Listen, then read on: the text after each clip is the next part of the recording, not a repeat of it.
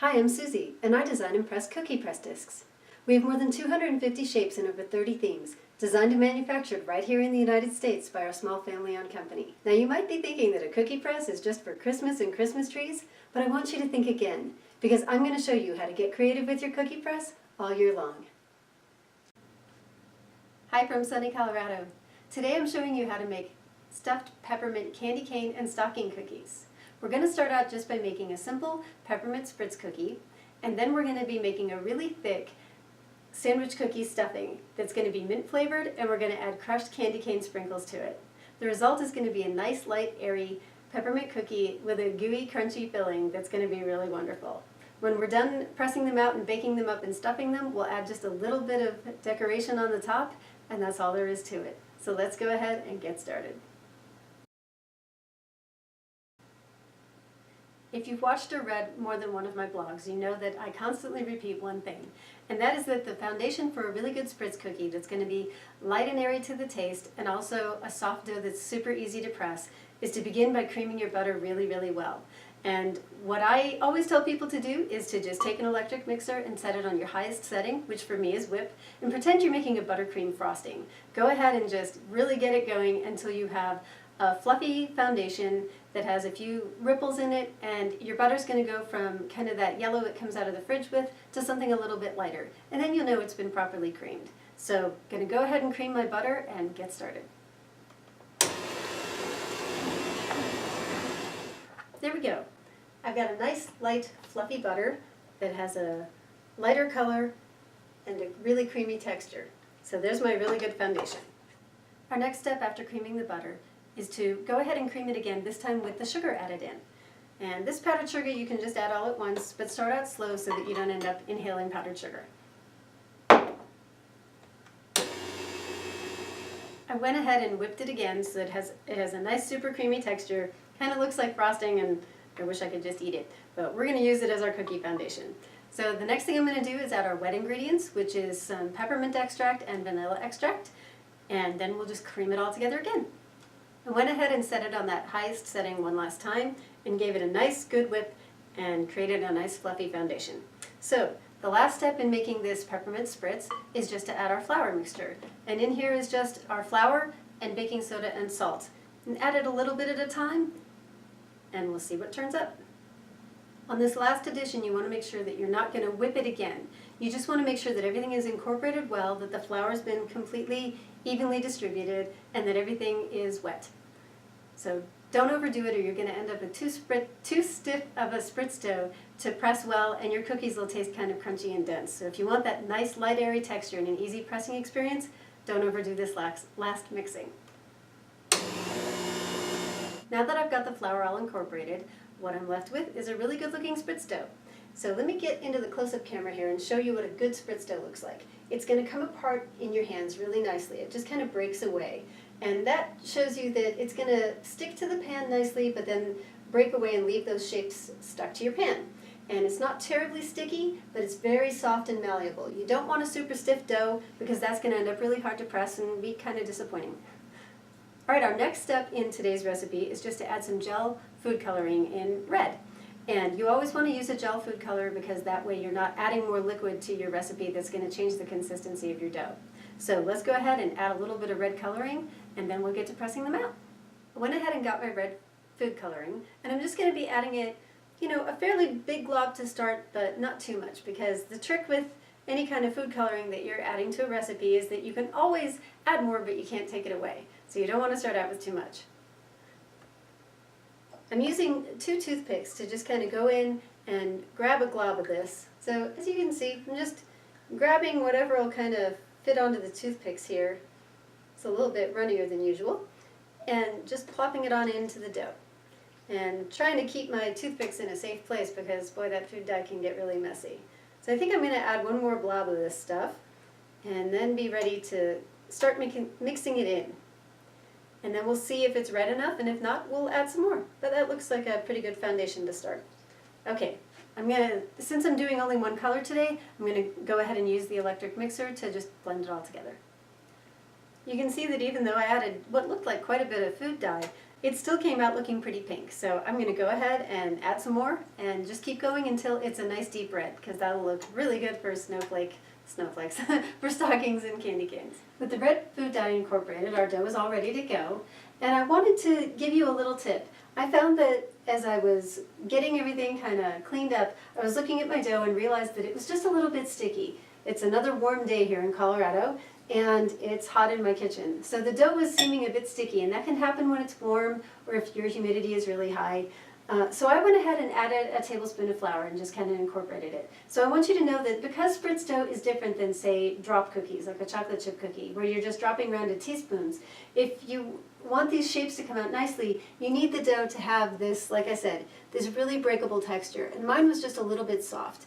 So if you find that your dough is too stiff, add a little bit of water, maybe a half a tablespoon or a tablespoon at a time, or a little bit of vanilla, because, you know, who doesn't like more vanilla? Or if it's too sticky like mine was today, just add flour a little bit at a time, maybe a tablespoon at a time, and get it to where you have that nice breaking and not too sticky to the touch. Some other things you can do if you're having problems, if you go ahead and start pressing and they're not sticking well, is to make sure that your cookie sheets are cleaned really well, because sometimes if there's just a little bit of greasy residue from maybe the last batch, it'll make them have a little more trouble sticking. And if it's a warm day like today, you can go ahead and throw them in the refrigerator or the freezer for just 5 minutes maybe, and just kind of chill that surface, and they'll be easier to stick to it. Now that my dough is as I want it to be, I'm going to go ahead and start loading my press. Today I'm using my OXO Good Grips press. It's a really nice press, it's one of my favorites. And a lot of people like to roll their dough into a log and put it in that way. And I like to put it in little blobs at a time. And the reason I do that is because I like to use the back of the spoon to kind of push out any air bubbles as I go. So you can see I'm just sort of packing it in with the back of the spoon. And you want to make sure that your air bubbles are gone as much as you can, at least the really big ones, because air bubbles are going to create an unevenness in the pressure of the dough in the barrel. And you might come out with a shape that's, you know, fatter on one side and skinnier on the other, or missing pieces, and that's usually because of air bubbles. So go ahead and get it packed up and get rid of the air bubbles. With the barrel packed, our next step is to just take our disc of choice, and I'm going to start with the candy cane, because I think that's our focus today, is peppermint. And just put it in the bottom ring and go ahead and screw the ring on. The first thing I always do when I begin pressing is to give a click or two, or however many it takes, to make the dough start extruding from the bottom of the disc, so that you've got some dough coming out there. I'm going to give it 2 clicks. And then go ahead and start pressing. A lot of the time, these first cookies will end up back in the bowl anyway, because they're going to be kind of misshapen, because you're still setting pressure in the barrel. Although these didn't come out too bad. The first 2 aren't the prettiest candy canes I ever pressed. That one didn't quite stick. So I'm going to toss him back in the bowl. I'm going to release my pressure so that the dough doesn't keep extruding and extruding. And I'm going to wipe away the ones I don't like, which often happens in this first row. A couple of these aren't perfect. So now I'm going to go ahead and try and wipe this away and try and press them again. Looks like that might take a click and a half. Took 2 clicks, but that's okay. Think of this as a dough pump. And what you want to do is start to feel for the dough sticking to the pan. And whether it takes a full click, or it takes a half a click like this one might, or it takes a long click, think of this as just a way to pump out dough. And if you have one that comes out misshapen, back in the bowl. Think of this as a way, think of this as just a way to pump out the shapes that you want. Don't think that it has to always be exactly 1 click, 1 cookie. Just get a feel. The more you press, you'll learn to feel the resistance when there's enough dough on the pan, or if there's no resistance, that you got to give it a little bit more. So just learn a little finesse and have fun along the way. And if some of them come out looking goofy, they're still going to taste good. The other thing we want to do today is to make sure that when we're pressing both of our shapes, we want to stop at some point. And because we've got our candy canes going one way, and we're going to be sandwiching them, you'll have one shape this way and the other shape the other way. And then we're going to put them back to back and sandwich them together and put the filling in the middle. So you don't want, your candy canes ending up like this, because then they'll look kind of silly when they're sandwiched. So what you want to do is hold up your press and take off your disc. Look at which way it was facing, and then flip it over and have it face the other way. And press out the same number of cookies facing the opposite direction so that you have a bunch of evenly matched up sets. And because some of them come out a little thinner and some of them come out a little fatter, I try and make them look pretty even so that they'll match up nicely. So now I'm going to go ahead and just finish pressing out my candy canes facing the other direction, and then we'll get them baked up.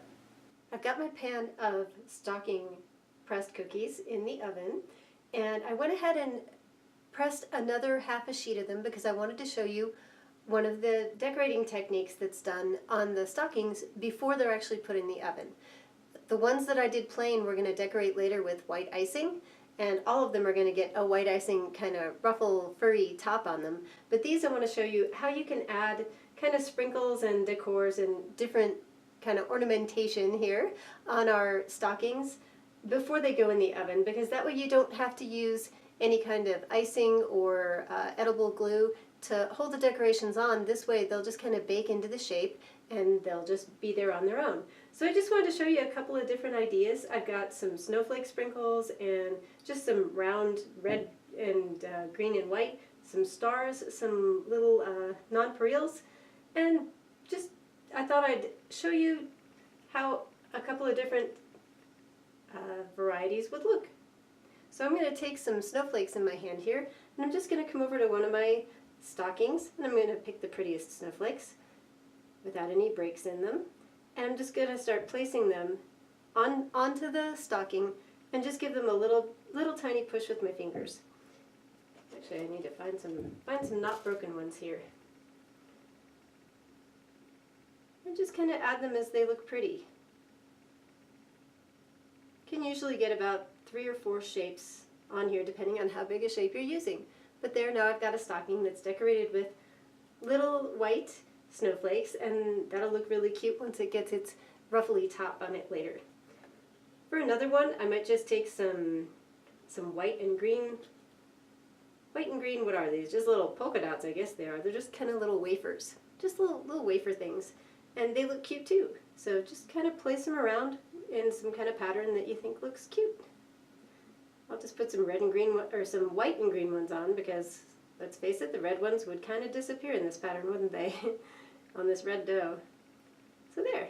Now that one's got some polka dots. And if you need to, you could always use tweezers if you're finding it difficult to handle these.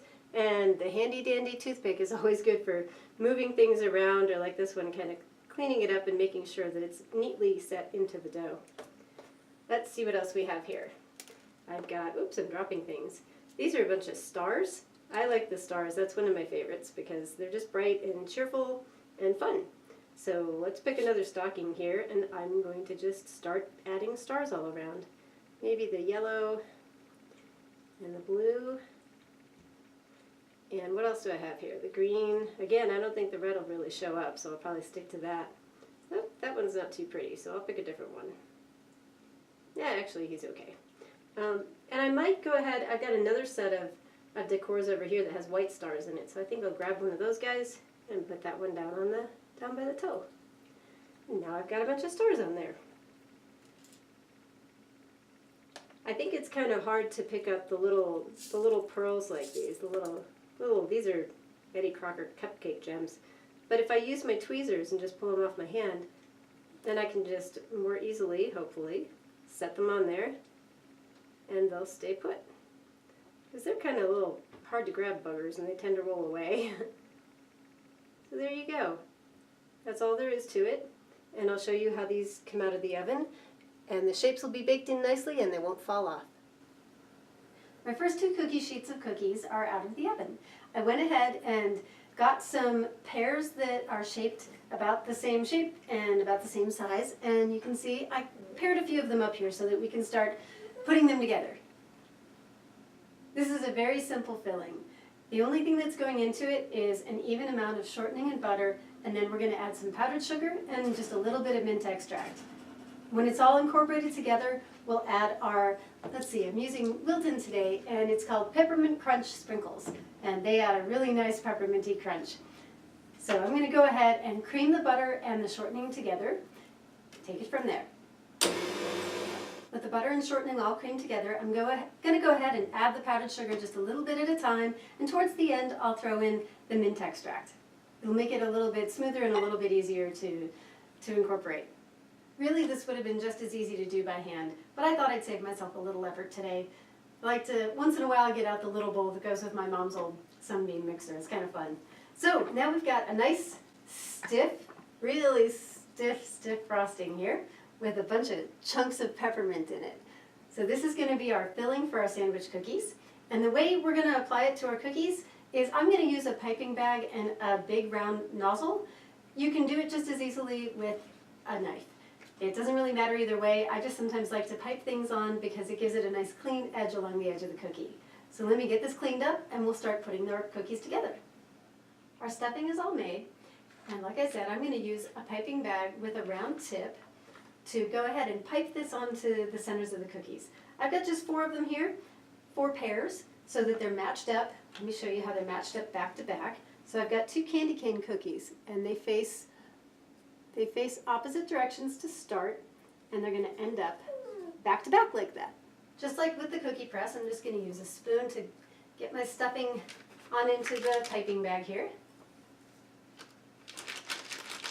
Just get some in and squish it on down. Squish, squish. And give it a little twist.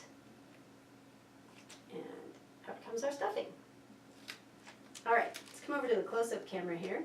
You want to take your bigger of your pair of cookies and just come on in and go right around the edge like this. Whoops.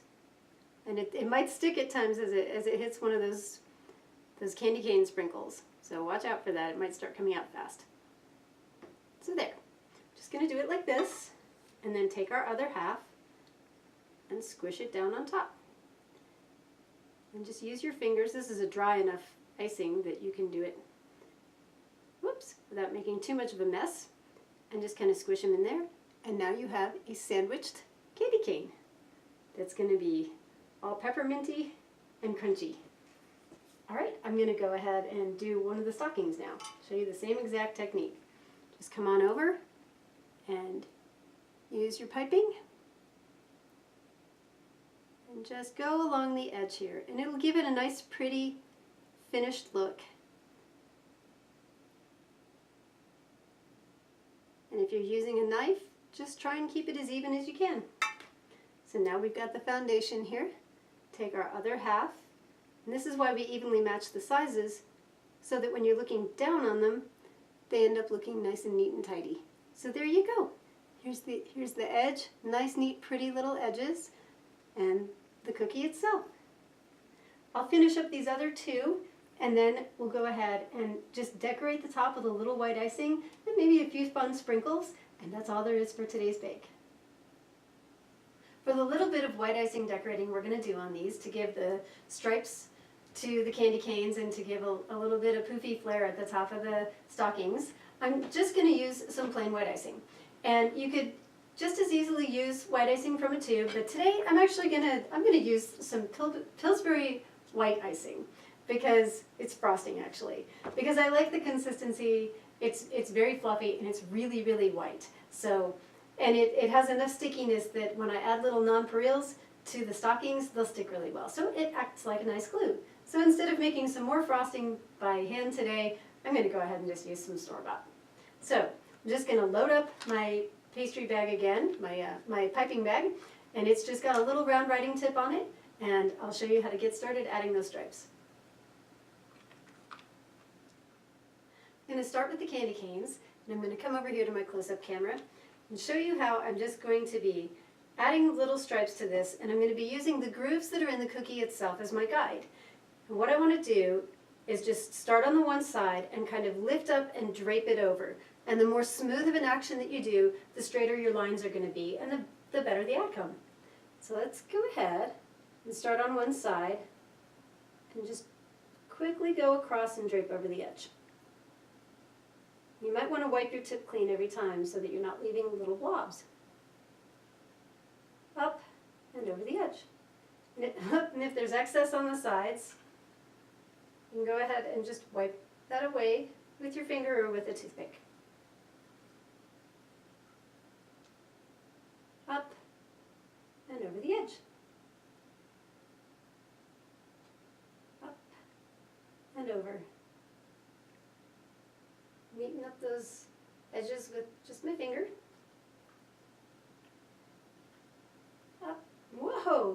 never quite go right. Let's try again. Mistakes are absolutely okay. Sometimes I feel like Bob Ross talking about little happy accidents.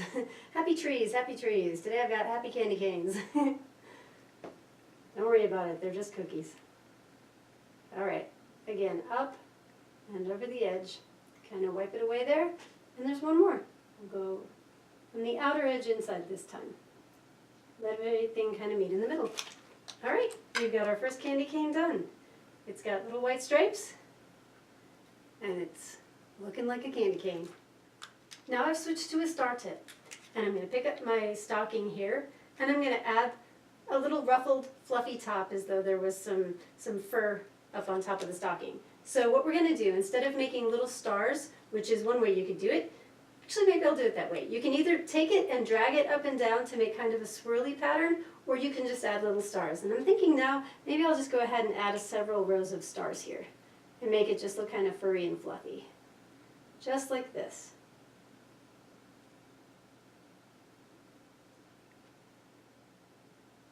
I needed to bump up against the other cookies here because it wants to move out from under the pressure. You don't have to get too precise. This is supposed to look fun and fluffy like fur. So there we go. Now we've got a stocking with some neat looking fur and a candy cane with some stripes.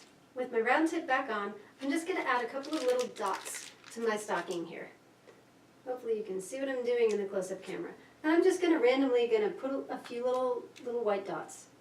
And you can either just leave these dots if you want, or you could add little nonpareils to them to make them look a little shinier and a little sparklier.